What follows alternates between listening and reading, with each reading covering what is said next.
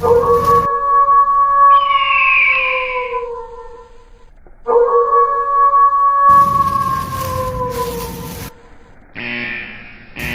वालेकुम दोस्तों। तो दोस्तों, जैसा कि आज आपने थंबनेल से पता लग ही गया होगा कि मैं आप लोगों को क्या बताने वाला हूं, और आप लोग ये चीज़ें देखकर भी आपको अंदाज़ा हो गया कि आज की जो वीडियो है वो दाने के बारे में है। मैं आपको बताने लगा हूं, काफ़ी दोस्त मुझसे पूछ रहे हैं यार आप भाई अपने बर्ड्स को क्या डालते हो, क्या डालते हो, क्या डालते हो।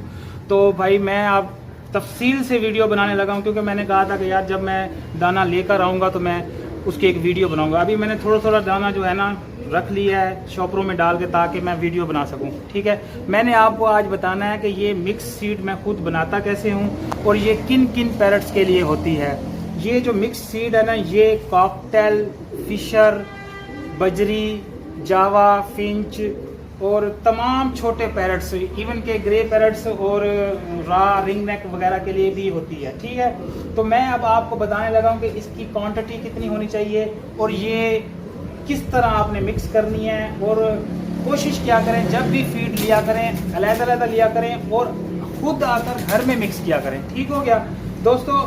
वीडियो स्टार्ट करने से पहले एक छोटी सी मेरी रिक्वेस्ट है, अगर मेरे चैनल पर आप नए हैं तो मेरे चैनल को सब्सक्राइब कर लें और बेल आइकन को हिट कर लें, ताकि हर आने वाली नई वीडियो आप तक पहुंच सके। ठीक है, तो वीडियो स्टार्ट करते हैं। सबसे पहले मैं आपको बताता हूं कि ये है ब्रीक कंगनी, इसे बोलते हैं ब्रीक कंगनी या इंडियन कंगनी भी बोलते हैं। ठीक है, ये नंबर 1 आइटम है, सबसे अच्छी और बेहतरीन ग़िज़ा है। नंबर 2 पर है मोटी कंगनी, इसे बोलते हैं मोटी कंगनी, लेकिन असल में ये चीना होता है। चीना और मोटी कंगनी एक ही चीज़ है। नंबर 3 पर है लाल कंगनी, ब्रीक लाल कंगनी, ये भी इंडियन कंगनी, लाल कंगनी, ब्रीक कंगनी इसे बोलते हैं। ठीक हो गया। और चौथे नंबर पर दोस्तों, सर्दियों के अंदर जो है ना, ये जो व्हाइट कलर का आपको नजर आ रहा है, इसे बोलते हैं खुर्तम। खुर्तम का बीज होता है। ये वैसे बेसिकली जो है ना मेडिकल होता है, ये बीमारियों के खिलाफ कुव्वत मुदाफ़ियत पैदा करता है। और उसके बाद आइटम आ जाता है ये, इसे बोलते हैं भंग का बीज। ठीक है, भंग का बीज इसे इसलिए बोलते हैं कि इसके अंदर से भंग की खुशबू आती है। वैसे इसमें भंग का कोई अमल दखल नहीं है, वैसे लोगों ने इसका नाम डाल दिया भंग का बीज। वैसे इसके अलावा इसका जो नाम है ना वो कुछ और ही है, वो मेरे भी अभी जहन में नहीं आ रहा, मैं आपको बता दूंगा बाद में। तो ये भंग का बीज है, ये भी सर्दियों के अंदर बहुत ज़्यादा अच्छा है। और ये है जनाब सनफ्लावर, ये सबसे बेहतरीन और सबसे अच्छी ग़िज़ा जो पैरट्स बहुत शौक से खाते हैं। ठीक है, और उसके बाद ये जो है ना, ये है चावल। ठीक है, ये चावल है, पुराना चावल, ये भी मैं इसके अंदर मिक्स करता होता हूँ। और उसके बाद ये जो एक्स्ट्रा चीज़ है ना, ये है, इसे जवा बोलते हैं। ये है घोड़ों की खुराक, जो नाचने वाले डांसिंग घोड़े नहीं होते, उनको खिलाई जाती है ये खुराक। और ये पैरट्स के लिए अच्छी क्यों है? क्योंकि पैरट्स का काम है छील कर खाना।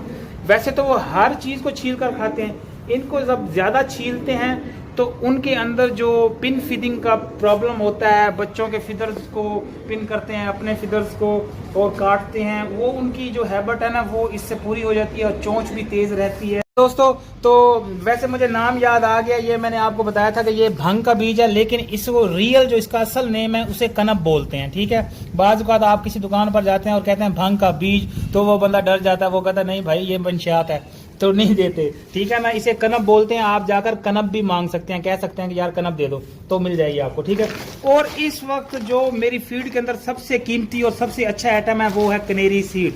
ये देखें माशाल्लाह जनाब, ऐसे लगता है जैसे सोना हो। ये देखें, ये है कनेरी सीड, ये जो बर्ड्स की सबसे पसंदीदा खुराक है। और ये मैंने तकरीबन 6 किलो उस बंदे के पास पड़ी थी, मैंने सारी उठा ली है, लेकिन मैं इसमें से कुछ चंद एक मिक्स करूंगा, बाकी रख लूंगा। ये मेरा सारा सीजन चल जाएगा इसके साथ। ठीक है, तो दोस्तों अब मैं आपको ये बता रहा हूँ कि इसको आपने मिक्स कैसे करना है, क्वांटिटी कितनी रखनी है। ठीक है, 1 किलो ये क्या नाम है, ब्रीक कंगनी, मोटी कंगनी, लाल कंगनी, 1 किलो जवा, 1 किलो चावल, ये सारा 1-1 किलो क्वांटिटी होगी।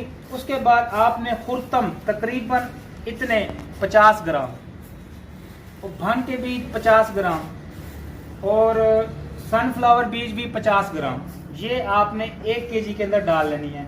और तकरीबन 100 ग्राम कनेरी सीड आपने 1 केजी के अंदर डाल लेनी है।